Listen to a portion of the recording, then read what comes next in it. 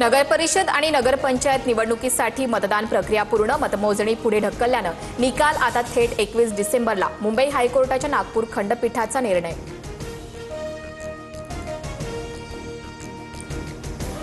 ईव्हीएमच्या strong room बाहेर राजकीय पक्षांना पहारा देण्याची मुभा, निवडणूक आयोगाकडून परवानगी. ईव्हीएममध्ये छेडछाड केली जात असल्याचा काही राजकीय पक्षांचा आरोप.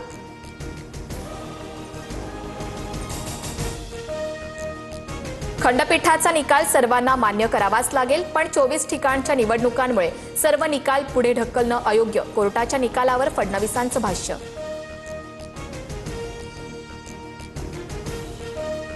निवडणूक आयोग आणि कोर्टावर न बोललेलंच बरं. खंडपीठाच्या निकालानंतर उद्धव ठाकरेंची टीका, तर मिंध्यांची धुळफेक आता उघड होते. त्यांची लाचारीही दिसून येते. ठाकरेंचा हल्लाबोल.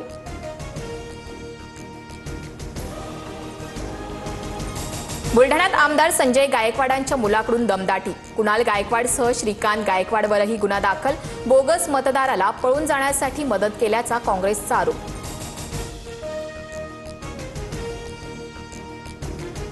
महाडमध्ये भरत गोगावले आणि तटकरेंच्या समर्थकांमध्ये राडा. रिव्हॉल्व्हर दाखवल्याचा गोगावलेंच्या मुलाचा आरोप.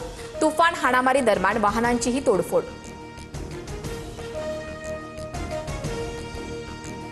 मुक्ताईनगरच्या मतदान केंद्रावर मोठा गोंधळ. भाजप आणि शिंदेंच्या सेनेत शाब्दिक वादातून हाणामारी. शिंदेंचे आमदार आणि त्यांच्या कार्यकर्त्यांनी मारहाण केल्याचा भाजप पदाधिकाऱ्यांचा आरोप.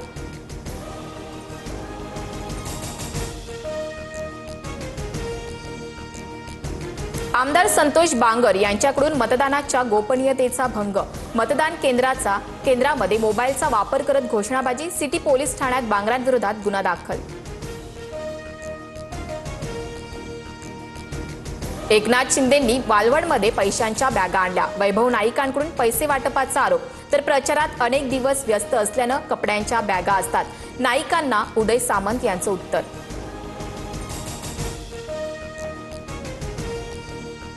एनआयए चीफ सदानंद दाते यांची राज्याचे पोलीस महासंचालक म्हणून नियुक्ती होण्याची दाट शक्यता. दातेंना एनआयएमधून कार्यमुक्त करण्यासाठी राज्य सरकारकडून केंद्राला प्रस्ताव गेल्याची सूत्रांची माहिती.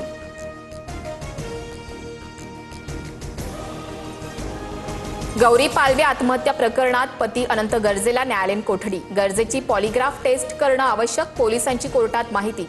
गर्जेच्या जुन्या प्रेयसीचा जबाबही नोंदवला.